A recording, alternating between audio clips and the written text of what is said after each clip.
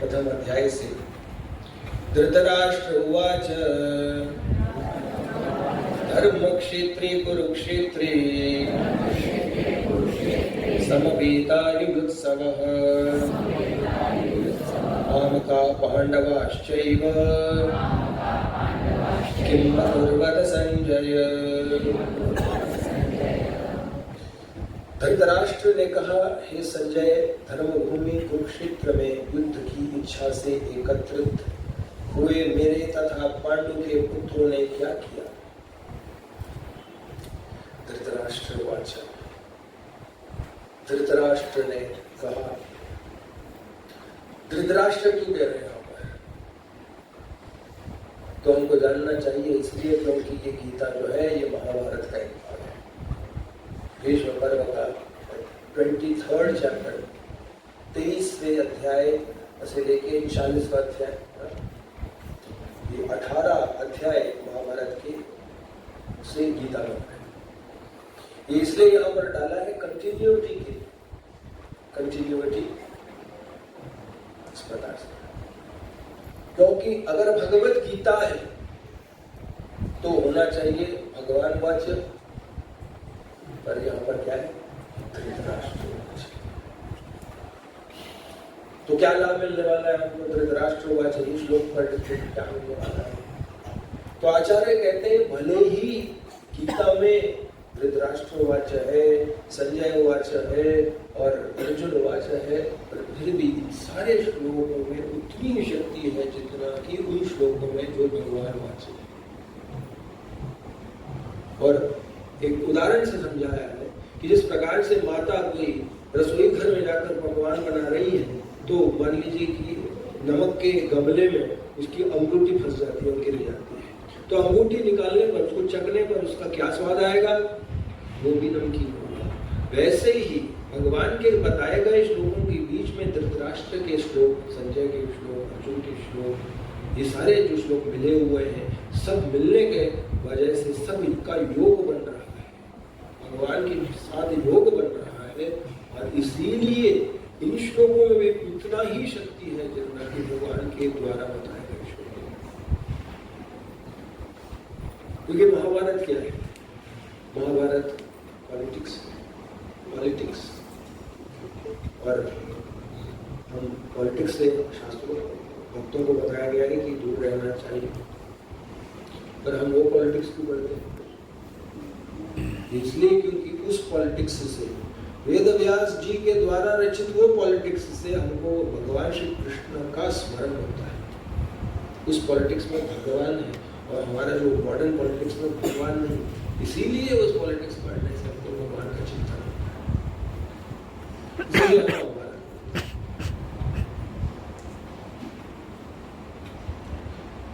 तो धृतराष्ट्र उवाच, धृतराष्ट्र ने कहा, तो धृतराष्ट्र क्यों कह रहे कि धर्म क्षेत्र कुरुक्षेत्र में क्या हो रहा है, ये इसलिए क्योंकि धृतराष्ट्र बैठे हुए हैं हस्तिनापुर में, और उनके जो सारथी जो है संजय, वहां पर बैठकर उनको गीता सुना रहे हैं, वो देख पा रहे हैं कि कुरुक्षेत्र में क्या हो रहा है। वेद व्यास जी ने धृतराष्ट्र पर कृपा करना चाहते थे, उनको दूरदर्शन की कृपा करना चाहते थे ताकि वो देख पाए कि कुरुक्षेत्र में क्या चल रहा है, क्योंकि अंधे थे।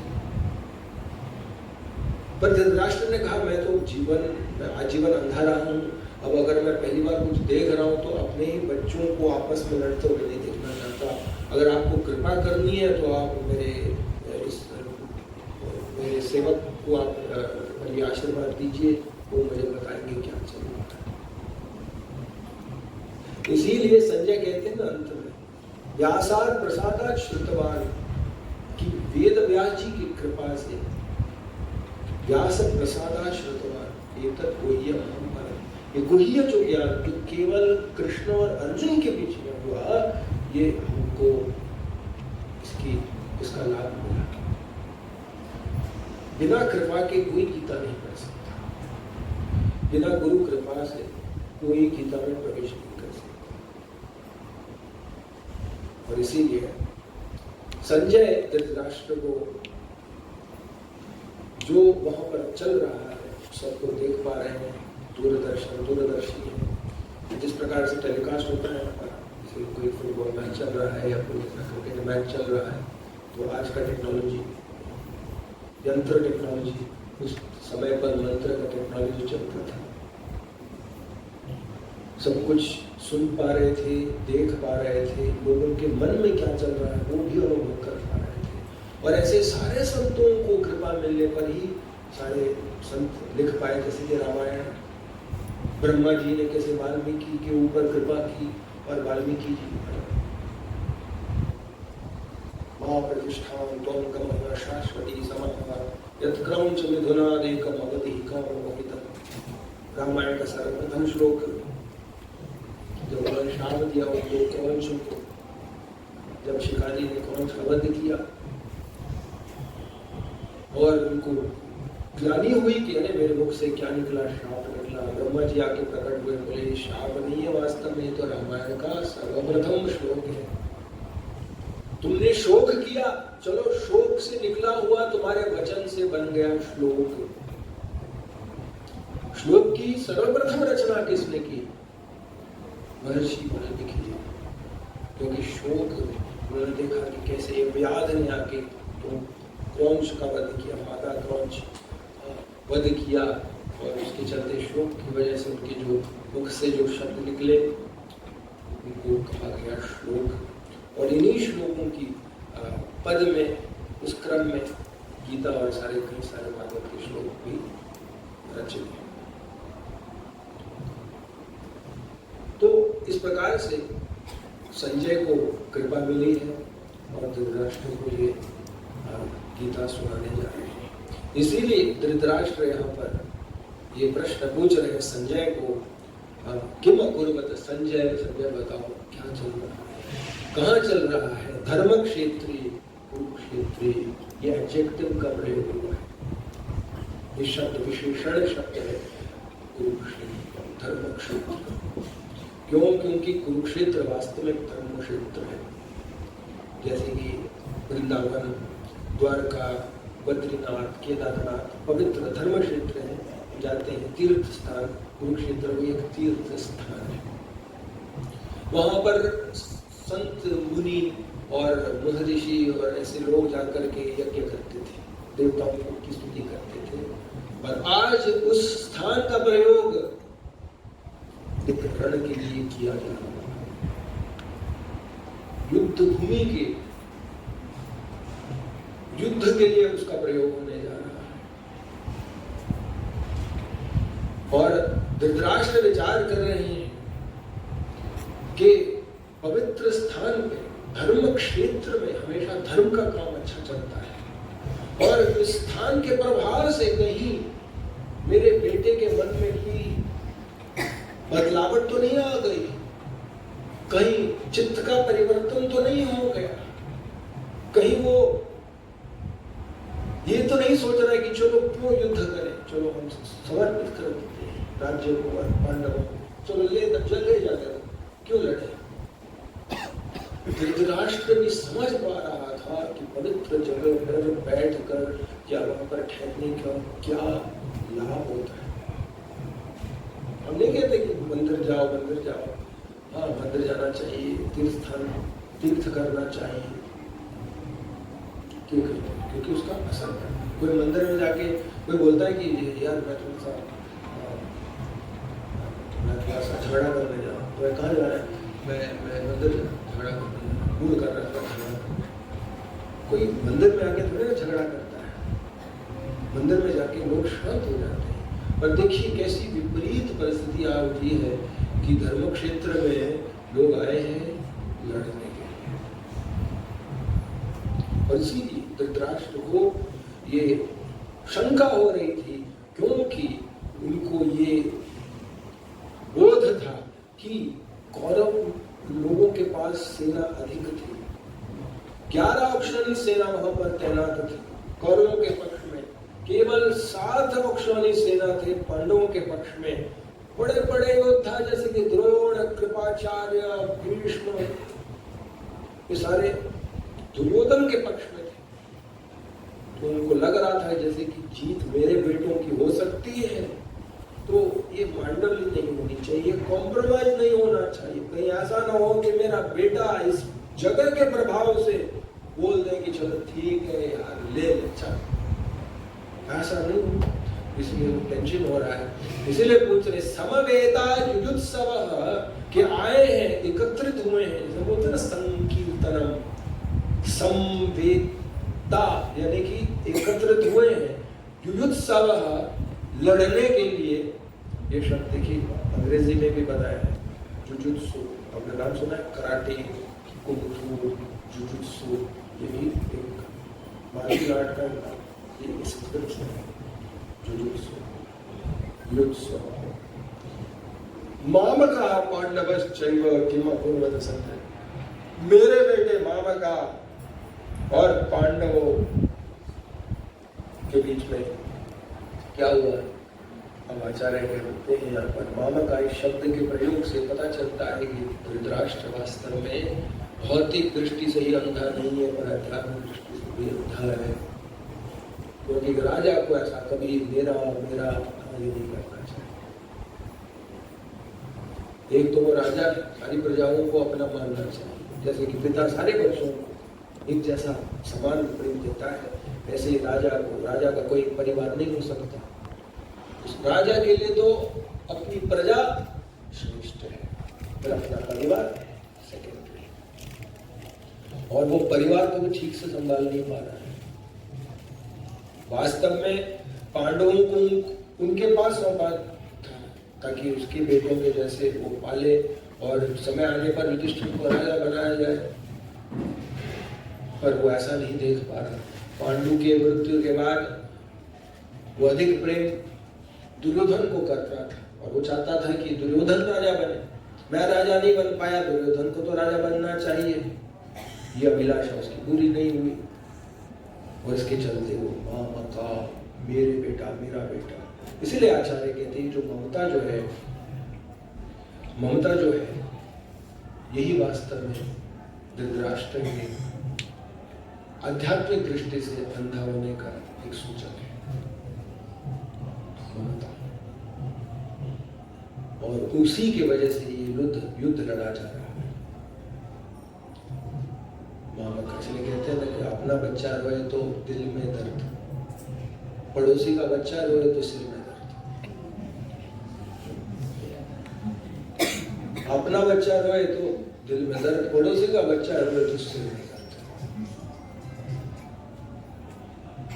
कुछ तो ये भी कहते हैं अपनी पत्नी रोए तो सिर में दर्द, पड़ोसी की पत्नी रोए तो दिल में दर्द। कुछ लोग ऐसे भी कहते हैं। तो ये ममता का चक्कर में सब लोग पड़े हैं, मेरा मेरा मेरा। आप लोग कृपया करके आपके फोन को बंद कर दीजिए, इतना तो आपको कॉमन सेंस होना चाहिए। हम आपका रिंगटोन सुनने के लिए नहीं आए हैं। कथा में बाधा डालने वालों को असुर कहते हैं, आप जानते हैं? भगवान की लीला में बाधा डालने वाले कौन है? असुर। तो एक और असुर आया है कलयुग में फोन के रूप में, फोनासुर। ठीक है ना, फोनासुर को बंद करके रखिए आप कृपया करके, क्योंकि अगली बार से किसी का फोन बजा तो अगला सप्ताह में सत्र का स्पॉन्सरशिप आपको करना पड़ेगा। ठीक है, मान लिया? कौन मानता है? सभी लोग आप जो मान रहे हैं हाथ ऊपर कीजिए, बोलिए हरि बोल, हरि बोल, हरि बोल। ऐसा नहीं दिख रहा है। जिसका अभी अगली बार से मेरा भी अगर फोन बजेगा ना तो मैं भी स्पॉन्सर करूंगा। ठीक है, मैं प्रतिज्ञा ले रहा हूँ। चलो आप लोग प्रतिज्ञा, ये हमारा ये रूल नियम है। किसका जो अगर किसी का फोन बजा तो अनाउंसमेंट किया जाएगा कि अगला सप्ताह का कार्यक्रम आपसे प्रस्तुत किया जाएगा। ठीक है, मान लिया? तो बोलिए हरि बोल, हरि बोल, हरि बोल, हरि बोल। साइलेंट मोड पे डालिए। अगर आप नहीं जानते हैं तो आप पड़ोसी को के दीजिए और वो लोग साइलेंट मोड पे। इंग्लैंड मैच चल रहा है तो अगर आए हैं तो क्या होने वाला है, क्या करेंगे, डांस करेंगे? वहाँ पे आए हैं तो क्रिकेट ही खेलेंगे ना। तो अभी लड़ने आए हैं तो फिर और क्या करेंगे, लड़ेंगे। पर पुरुष क्यों रहे, क्यों पूर्वत? तो आचार्य कहते हैं नहीं, कॉम्प्रोमाइज तो नहीं हुआ, नहीं होना चाहिए। ऐसा विचार करते हुए प्रश्न पूछे। तो मामका पांडवश्चैव, उन्होंने पक्ष ले लिया, पक्ष ले लिया। इसलिए कहते हैं ये ममता जो है ये बुरी चीज है। जो हम कहते हैं ना ये मेरा मेरा मेरा मेरा मेरा, मैं, I, मी, ये I, मी। आजकल देखिए फोन में निकलते तो आईफोन, फोन में निकलते तो मी फोन। बड़ा सबसे प्रसिद्ध कौन सा फोन है? आईफोन, मी फोन, सबको अच्छा लगता है। रियलमी कौन? तो मैं करने वाला कौन है? मैं कौन करता है? बकरी करता है। इसलिए शास्त्र में एक श्लोक आता है कि असनम में वसनम में जाय में बंधुवर्ग में इति में कुर्वाणम कालवृक्क अंतिम पुरुष, कि ये भोजन मेरा है, वसनम में ये कपड़े मेरे हैं, जाय में ये पत्नी मेरी है या वे पति मेरे हैं, जयो में बंधुवर्गों में ये परिवार मेरा है, इति में कुर्वाणम, ऐसा में करने वाला कालवृक्क हंति पुरुष, वो वास्तव में बकरी जैसा है। और बकरियों को कैसे ये वृक्क आके, यानी कि जो शिकार होते हैं ना, फॉक्सेस आते हैं, जैकॉल्स आकर को उनको झुंड से अलग कर देते हैं, खा लेते हैं उसको, वैसे काल के रूप में ऐसे भगवान आकर के उनको हड़प लेते हैं, उनको वध कर देते। काल वृक्क हंति पुरुष, ममता के कारण ही उनको जन्म लेना पड़ रहा है। क्योंकि जो हमारा नहीं है, सवेरे से लेके शाम तक हम हल्ला बोलते रहते हैं कि ये मेरा है, ये मेरा है, ये मेरा है। और भगवान वहां पर खड़े हैं प्रतीक्षा में कि कब ये मूर्ख बोलेगा कि मैं तेरा हूं। जो हमारा है नहीं, हम बोलते फिरते हैं कि मेरा ही मेरा ही मेरा, हमने किया हमने किया हमने किया। मैं ऐसा मैं करने वाला क्या है? बकरी है। और बकरियों को क्या काटा जाता है, खाल उखाड़ा जाता है, खाल से उसका फिर तानपुरा बनता है, और तानपुरे से फिर ध्वनि निकलती है, तुम तुम तुम तुम तुम। तो देखिए मैं से फिर तू हो गया। पहले ही मैं करता तो थोड़ी ना ये नौबत आती है। पहले ही तू करते तो ये नौबत नहीं आती है। मैं को क्या, वो तू बोलो। इसलिए वृंदावन में नहीं है, बोलते ना ऐसे, वो सांकरी खोर में जाते हैं, यहाँ पे गोपियां आती थी, वहां से भगवान उनको रोकते थे, बोले मक्खन दो। तो एक ही व्यक्ति वहां से या तो आ सकता है तो गुजर सकता है, एक ही व्यक्ति आ सकता है। तो वहां पे कहते हैं या तो मैं था, जब मैं था तो तू नहीं, अब तू है तो मैं नहीं। प्रेम की गली अति संकरी, तमें दाहो न समय। तो भक्ति के मार्ग में या तो पहले हम अपने से प्रेम करते तो मैं, भक्ति के मार्ग में आ गया मैं छोड़ो तू कर दिया करो। भगवान के लिए हम क्या करें, क्या सेवा करें, ऐसा विचार करने वाला वास्तव में भक्ति के मार्ग में अग्रसर हो सकता है।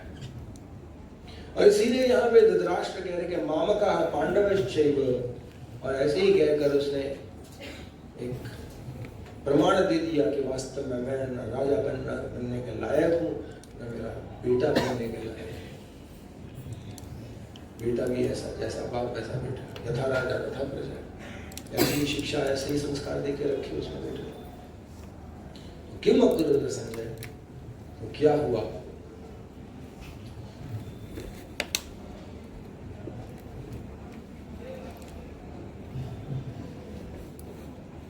संजय उवाच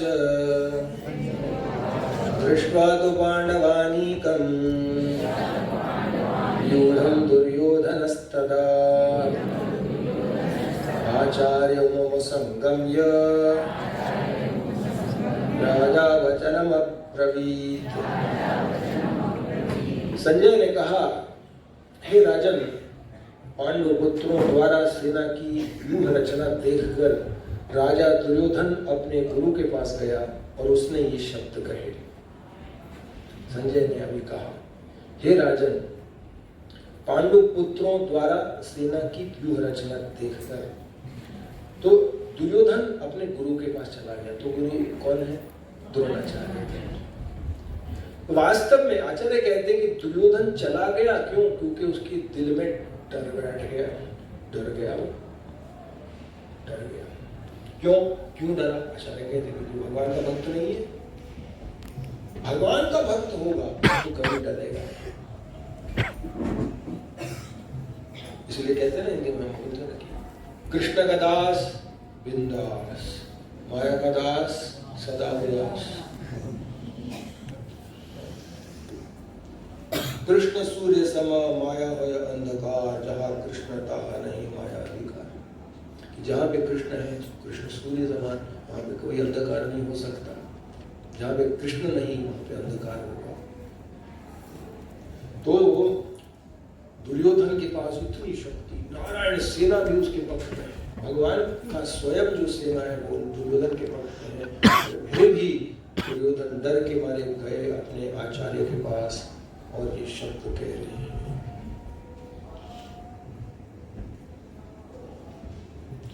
पश्यैतां पांडुपुत्राणाम् आचार्यमहतीं च युधां द्रुपदपुत्रेण तव शिष्येण धीमता। हे आचार्य, पांडुपुत्रों की विशाल सेना को देखें, जिसे आपके बुद्धिमान शिष्य द्रुपद के पुत्र ने इतने कौशल से व्यवस्थित किया है। पश्यैतां पांडुपुत्राणाम आचार्य महतीं च। देखो आचार्य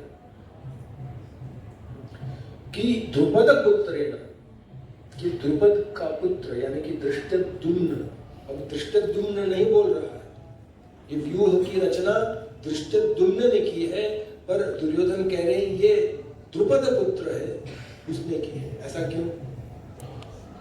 क्योंकि दुर्योधन द्रोणाचार्य को उत्तेजित करना चाहते हैं, क्योंकि द्रोणाचार्य और द्रुपद बैरी हैं। पहले तो मित्र थे, गुरुकुल में एक साथ पढ़े थे। द्रोणाचार्य ब्राह्मण थे और द्रुपद क्षत्रिय थे, तो गुरुकुल में उनकी मित्रता थी। और द्रुपद ने कहा था कि कभी भी तुमको अगर कुछ काम पड़े तो मेरे पास आ जाना, मित्रता जताई थी। तो आगे जाकर द्रुपद राजा बन गया, द्रोणाचार्य ब्राह्मण थे तो गरीब थे। और अश्वत्थामा को बताया जाता है कि चावल का चूर्ण जल में मिलाकर दूध के रूप में अश्वत्थामा को पिलाते थे। एक दिन अश्वत्थामा को वास्तव में किसी ने दूध दिया, तब अश्वत्थामा को पता चला कि वास्तव में मेरी माता जो मुझे दे रही थी वो वास्तव में दूध थी। रोने लगे, बोले को दूध दो। उसकी पत्नी ने आकर द्रोणाचार्य से कहा कि हम इतने करीब हैं, एक गाय तो होना चाहिए, हम ब्राह्मण है, भीख मांगना या भिक्षा मांगना, भीख नहीं तो भिक्षा मांगना हमारा धर्म है। जाकर तुम अपने मित्रों को द्रुपद को क्यों नहीं कहते कि एक गाय दे दो? तो उनकी पीड़ा को देखकर द्रोणाचार्य गए और जब द्रुपद से मिले तो द्रुपद ने ठीक से व्यवहार नहीं किया। बोला भिक्षा मांगना है तो भिक्षा मांगो, पर हमारे और तुम्हारे बीच में कोई मित्रता नहीं हो सकती। कहा तुम गरीब और हम कहा राजा। देखिए कितनी विपरीत है। भौतिकवादी व्यक्ति कभी अमीर गरीब का ये विचार छूटता ही नहीं उनसे। देखिए जब सुदामा विप्र जब गए द्वारका में तो आपने कथा सुनी होगी, कैसे भगवान ने उनको व्यासासन पर बिठाकर, सिंहासन अपने आसन पर बिठाकर उन्होंने उनकी चरण पखारे। रुक्मिणी स्वयं आकर के चामर कर रही थी, चामर सेवा कर रही थी उनकी। पर द्रुपद क्योंकि भौतिक बुद्धि वाला था तो उसने उसका अपमान कर दिया। द्रुपद ने कहा कोई बात नहीं, समय आने पर मैं तुझे दिखाऊंगा। आगे जाकर वो गुरु बन गए कौरवों के बच्चों के लिए। भीष्म ने उनको गुरु के रूप में वहां पर ठहराया।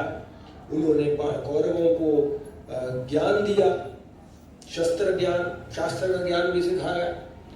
फिर गुरु दक्षिणा के रूप में उन्होंने कौरव और पांडव दोनों, और अभी ये वास्तव में वो कहा कि गुरु दक्षिणा के रूप में तुम जाओ और द्रुपद को पराजित करके बंदी बनाकर मेरे समक्ष ले आओ। दुर्योधन का मैं जाऊंगा। वो गया, वो बंदी बनाने के बदले में खुद बंदी हो गया। तो उसको मुक्त कराने के लिए फिर भीम और अर्जुन को जाना पड़ा। उनको मुक्त करा के द्रुपद को गिरफ्तार करके वो द्रोणाचार्य के समक्ष ले आए। द्रोणाचार्य ने उनको अपमानित कर दिया, बोला कि देख तूने तो मुझे दिया नहीं, अब सब कुछ तेरा हो गया। इस प्रकार से फिर उनको देख कर उनका राज्य फिर से देकर उसको मुक्त कर दिया। पर द्रुपद ने इस अपमान को भूल नहीं पाए और उन्होंने एक यज्ञ का आयोजन किया और उस यज्ञ में उन्होंने एक पुत्र और पुत्री को प्रकट करवाया ब्राह्मणों के मंत्रोच्चारण द्वारा। और उस यज्ञ में से एक धृष्टद्युम्न जन्म लिया और उसके साथ साथ द्रौपदी ने भी जन्म लिया। और आकाशवाणी हुई कि ये लड़का द्रोणाचार्य का वध करने के लिए जन्म लिया है। ये बात फैली, द्रोणाचार्य को भी पता था। और देखिए विडंबना तो देखिए कि द्रोणाचार्य ने अपने ही बेटे को द्रोणाचार्य के पास ही भेजा, जाओ उनसे ही शिक्षा लो, उससे तो बेहतर और कोई शिक्षा नहीं दे सकता। तो वो धनुर्विद्या।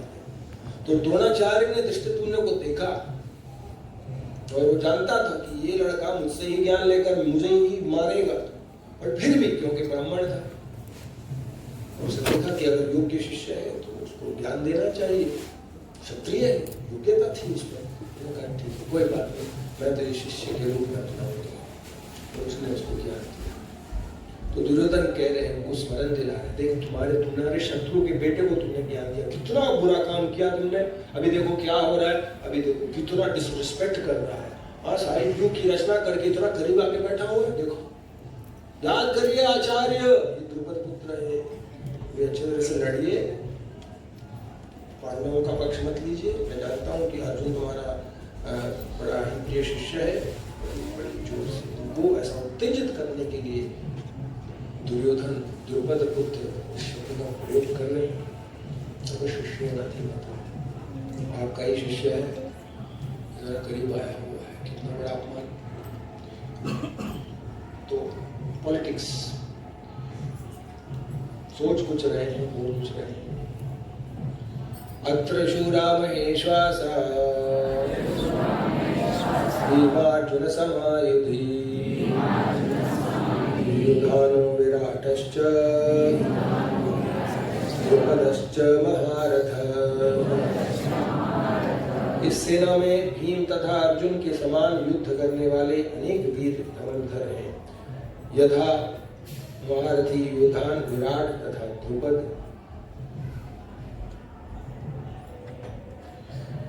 तो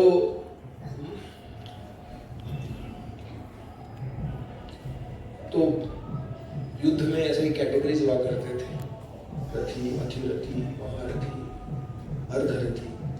जैसे कि होता है ना हमारे जो मिलिट्री पे field marshal, major general, brigadier, colonel, lieutenant colonel, major colonel, major captain, 10 पदवी। फिर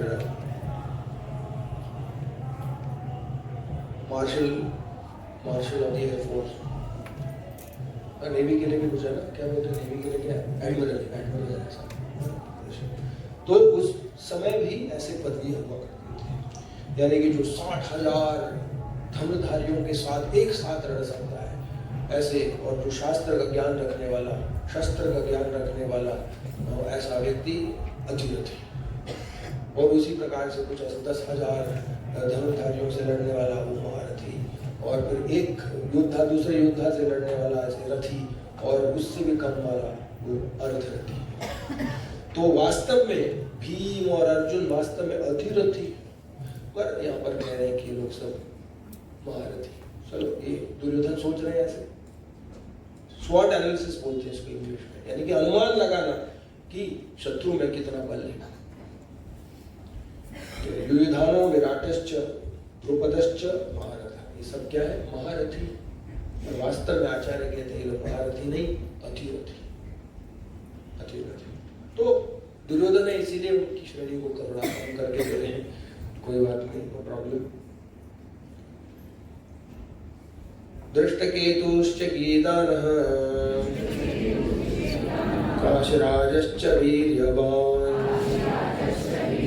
पुरोजित कुन्तिभोजश्च शव्यश्च नरपुंगवः।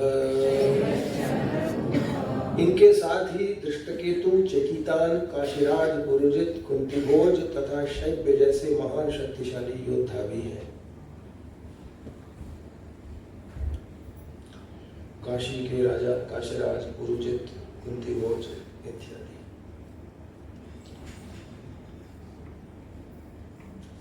युधामन्युश्च विक्रांत उत्तमौजाश्च वीर्यवान् द्रौपदेयाश्च सर्वैव महारथा। ये सभी लोग क्या है? महारथी हैं। पराक्रमी युधामन्यु, अत्यंत शक्तिशाली उत्तमौजा, सुभद्रा का पुत्र तथा द्रौपदी के पुत्र, ये सभी महारथी हैं। अस्माकं तो विशिष्टा ये बोध द्विजोत्तम नायका मम सैन्यस्य संज्ञार्थं तान् ब्रवीमि।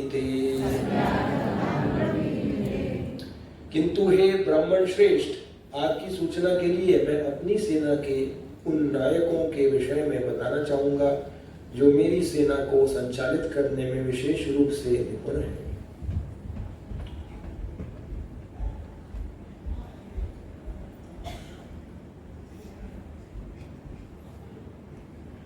तो देखिए ये पूर्व श्लोक में अस्माकं तो विशिष्टा ये तान् निबोधं द्विजोत्तम।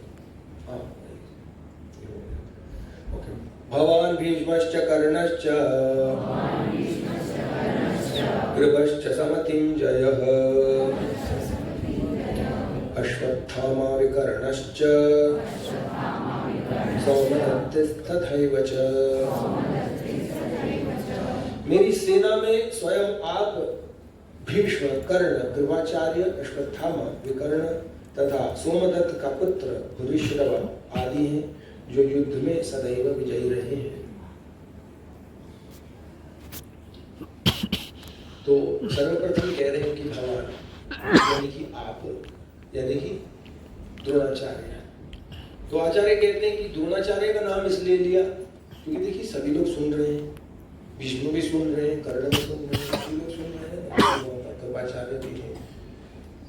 तो अभी ऐसा देखिए होता है कि कभी जब आरती होता है ना भगवान का, जब प्रभुपाद जी को जाता है फिर बाद में, तो जब सीनियर होते हैं ना सीनियर, तो पहले उनको दिया जाता है फिर बाद में ऐसे आगे जाता है। तो कभी कभार सीनियर को नहीं दिया तो दूसरे को दे दिया तो फिर अपमान हो जाता है एक प्रकार का।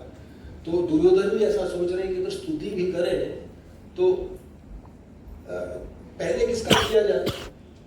तो इसलिए सर्वप्रथम वो द्रोणाचार्य क्या कर रहे हैं कि आप हैं, आप योद्धा, तो इसलिए कर रहे हैं। भले ही द्रोणाचार्य से वरिष्ठ हैं भीष्म, भीष्म तो दादा के समान है, दादा के समान, फिर भी आयु में बड़े भले हैं, भले बड़े हैं, पर हैं वास्तव में वर्ण में क्षत्रिय। तो द्रोणाचार्य हैं और इसलिए उस समय ब्राह्मणों को दिया जाता था क्रेडिट और रिस्पेक्ट किया जाता था, इसलिए क्योंकि वो तब किए हुए होते हैं और शुद्ध होते हैं। और आयु बड़े होने से क्या है, उसके लिए भी रिस्पेक्ट करते हैं, जैसे कि आयु में कोई बड़ा है तो उसको भी रिस्पेक्ट करते हैं। पर सर्वप्रथम जो अध्यात्म में आगे बढ़ा हुआ उनको रिस्पेक्ट किया जाता था हमेशा। ऐसा क्यों? अगर पूछेगा, इसलिए क्योंकि आयु को बढ़ाने के लिए किसी को कोई तप नहीं करना पड़ता है, बूढ़ा होने के लिए कुछ करना पड़ता है? ये बस बैठे रहो, बाल पक जाएंगे। पर अध्यात्म में प्रगति करने के लिए तप करना पड़ता है, श्रम करना पड़ता है। इसीलिए पहले उन्होंने द्रोणाचार्य को रिस्पेक्ट किया, क्योंकि वो जानते हैं कि भीष्म बुरा नहीं मानेंगे, क्योंकि उस समय सभी लोग ब्राह्मणों को रिस्पेक्ट किया जाता था, देते थे। तो भगवान, फिर भीष्मश्च, फिर भीष्म का नाम लिया, कर्णश्च। अब ये अलग बात है कि अगर ब्राह्मण है तो वहां पे युद्ध भूमि में क्या कर रहे हैं, ब्राह्मण को क्या करना चाहिए? ब्राह्मणों का अधिकार शिक्षा देने के लिए है और युद्ध करने के लिए नहीं। मैनेजमेंट करना वो उनका काम नहीं। शिक्षा दे सकते हैं और क्षत्रिय लड़ सकता है पर शिक्षा नहीं दे सकता, टीच नहीं कर सकता, गाइड नहीं कर सकता, गुरु नहीं बन सकता। नहीं करना चाहिए। स्पॉन्सरशिप आ गया। अरे वो कौन है जरा खड़े हो जाइए, खड़े हो जाइए, माता जी खड़े हो जाइए। अभी मजा आ रहा है, देखो मोबाइल फोन का रिंगटोन सुनने में बड़ा मजा आ रहा है। खड़े हो जाइए माता जी, खड़े हो जाइए और अपना नाम बताइए। हाँ, नाम बताइए। हाँ? रंजना क्या? नाम बताइए।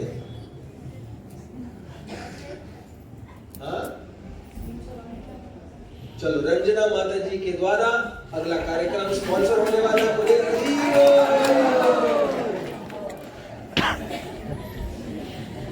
और बजाइए, मजा आ रहा है। चलो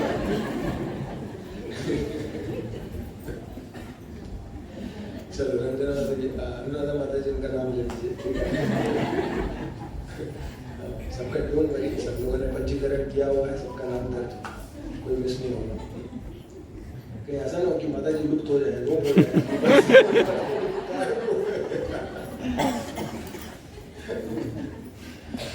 तो भगवान भीष्मश्च कर्मच, आचार्य आप हैं और भीष्म हैं। तो प्रश्न ये उठता है कि अगर ब्राह्मण है तो वहां पर क्या कर रहे हैं? तो ब्राह्मणों को ब्राह्मणों का काम करना चाहिए। पर हमारे आचार्य कहते हैं कि कभी इमरजेंसी सिचुएशन हो जाए, कोई ऐसे विपरीत परिस्थिति हो जाए, तब ब्राह्मण कभी क्षत्रियों का भूमिका निभा सकता है या कभी वैश्यों का भी काम कर सकता है। पर किसी भी परिस्थिति में शूद्र नहीं बनना चाहिए। तो ठीक है, कोई बात नहीं, क्षत्रियों का धर्म निभा रहे हैं आज। तो पर लोग थूकते हैं ऐसे, जब होता है ना, जब ऐसा काम करने वाले लोगों पर लोग फिर लांछन उठाते हैं और दोष देखते हैं, यानी ब्राह्मणों पर क्यों ऐसा काम।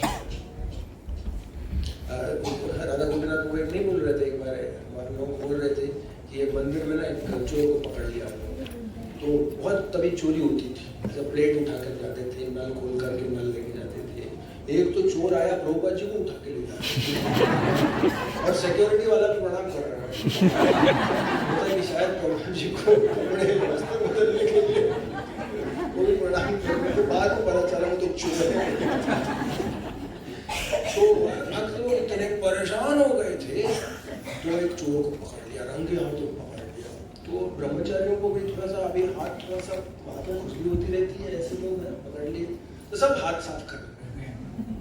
तो पुलिस वालों को बोला, पुलिस वाला आ गया वहां पर, तो पुलिस वाले के सामने भी 2-3 लगा दिया वहां पर। तो पुलिस वाला भी देख रहे, बोले महाराज अब हम आ गए ना, अब हमको अपना काम करने दीजिए, आप क्यों कर रहे हैं? तो ये बात है कि थोड़ा सा लगता है। पर अभी जैसे कि मैं बोलता हूँ ना हमेशा कि मैं भी एक बार मैं खारगर में जाता हूँ। देखिए मैं यहाँ पे इतना प्रचार नहीं करता, मेरा जोन है नवी मुंबई। मुझे भक्तगण, वरिष्ठ भक्तगण ने कहा कि आप नवी मुंबई में जाके प्रचार करो, तो मैं पनवेल, खारगर और नेरुल और तलोजा में जाके प्रचार करता हूँ। तो एक बार मैं खारगर में जाके प्रचार करके वापस आ रहा था, तो कुछ 9:30-10 बजे थे। तो मैं ऐसा फ़ोन पे, मेरा शास्त्र है सब, गीता है सब मेरे फ़ोन पर, तो पढ़ रहा था। तो एक लड़का ने मेरे हाथ से फ़ोन चुरा के ऐसा खींच कर ट्रेन से कूद गया। जब ट्रेन से निकल रहा था, शिवड़ी स्टेशन था, तो वो कूद गया। अब मैं ब्रह्मचारी बनने से पहले अपने स्कूल और कॉलेज के दिन मैं भागता था, तेज भागता था। तो अचानक मैं सोचा है मेरे हाथ से फ़ोन कैसे कौन ले लिया। तो मेरा जो पहला जो संस्कार थे वो आ गया। मैं बोला छोड़ूंगा नहीं तुझे। मैं ऐसा भाग गया। अभी देखिए धोती पहनने से ना भागा नहीं जाता। प्रॉब्लम ये है, धोती से भागा नहीं जाता। हाँ, वो पैंट में था, मैं 2-3 और ट्रेन अभी क्या लोग तब निकलते हैं ना जब ट्रेन हिल रही होती है, हाँ, तो तब ट्रेन भी बहुत फास्ट हो गई। तब मैं सोच रहा हूँ वहाँ पे खड़े रहे, कूदूँ नहीं, बोला नहीं कूदना चाहिए। मैंने भगवान का नाम लेके कूद गया, और क्योंकि धोती अटक गई, धोती अटक गई, मेरा चश्मा भी निकल गया, कट कर गया। तो मैं घूम गया, अभी दिखाई तो नहीं दे रहा कुछ स्पष्ट रूप से, पर मैं देखा अभी गया तो इधर ही होगा। मैं बस भागने लगा, भगवान का नाम लेकर भागने लगा। तो मुझे भागते हुए देखकर एक पुलिस वाला था अगले डब्बे में, तो वो भी कूद गया। तो वो आदमी मेरा फोन को चुरा के वहां पर खड़ा हुआ था पहले, मुझे भागते हुए देखकर उसको लगा अरे, उसने कहा सोचा होगा ये टकलू ये लोग क्या करेंगे, ये लोग तो बैठे रहेंगे, ये लोग तो अच्छा लगा उसको कि भाग रहा, तो उसको लगा कि मैं उसको देख लिया, तो वो भागने लगा। वैसे ही भागा, पुलिस वाले ने देखा ये चोरी है, मुझे भी पता चल गया कि कोई तो भाग रहा था, चोर भागे, चोर पुलिस। वो पटरी से, वो मतलब प्लेटफॉर्म से नीचे उतर गए, प्लेटफॉर्म भी खत्म हो गया, फिर भी भाग रहा था, और आगे कुछ लोग पटरी पार कर रहे थे, तो उन्होंने देखा अरे पुलिस भाग रही है, एक साधु भी भाग रहा है और ये लड़का भी भाग रहा है, क्या चल रहा है। उन्होंने सोचा कुछ तो गड़बड़, ये चोरी होगा, दबोच दिया उसको। तुरंत उसने फोन फेंक दिया, फोन फेंक दिया क्योंकि रंगे हाथ पकड़ा गया। तो किसी ने फोन पकड़ लिया, कोई भी नहीं पा रहा था, पकड़ लिया, तो फोन मिला, मुझे बोला ये फोन किसका है। मैंने फोन देखा, मेरा ही फोन था, फोन में स्क्रैच पैच आ गए, बहुत गुस्सा आ रहा था। तो उसको पुलिस वाला था और मैंने सुना भी था वरिष्ठ वैष्णवों से कि पुलिस के सामने ये मत करना, उनका काम है। मैंने अपने आप को कंट्रोल किया, तो बोला कि अब क्या करें, तो थाना ले जाएंगे, FIR लॉन्च करेंगे। तो 12 बजे तक मैं पुलिस स्टेशन में बैठकर मैं FIR लॉन्च करूँगा। तो जब पुलिस आई ना पहली बार, बड़े बड़े जो पुलिस वाले आए, तो पुलिस कौन पकड़ा, कौन क्या चला, छोटा रेड हैंड पकड़ा उसको, फोन चोरी करते हुए पकड़ा। अच्छा तूने पकड़ा क्या? नहीं महाराज ने पकड़ा।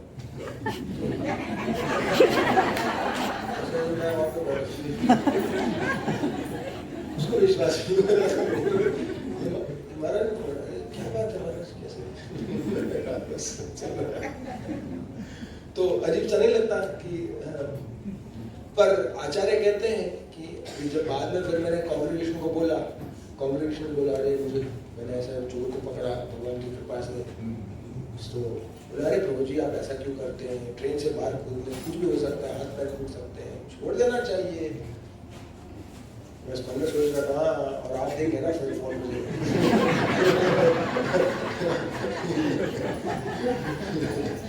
तो पर फिर भी मैंने कहा नहीं कोई बात नहीं, चलो। तो पर लोग सोचते हैं क्या बात है, तो द्रोणाचार्य ब्राह्मण है पर वहां पर शत्रुघ्न धर्म में पा रहा है, तो लोग दोष देखते हैं।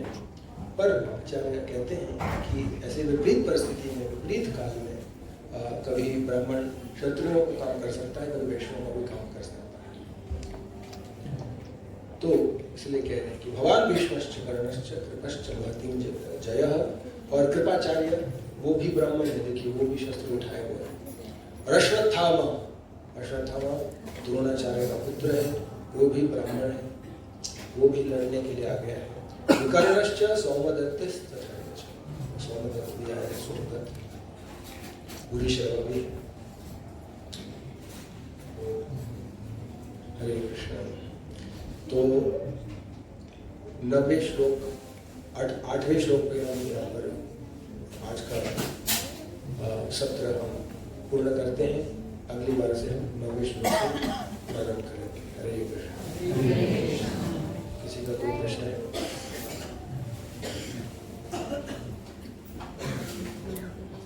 किसी को कुछ पूछना है? गीता में कोई प्रश्न? कोई करताल बजाना आता है क्या किसी को?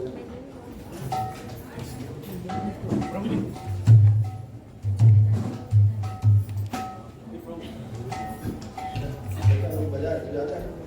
आता है? चलो ठीक है, आता है। नहीं ठीक है, भजन बजा रहा है, करताल बजा रहा है। और किसी को कुछ बोलना है? क्षमा कीजिए, मैं ऊपर बैठा हूँ, आप लोग नीचे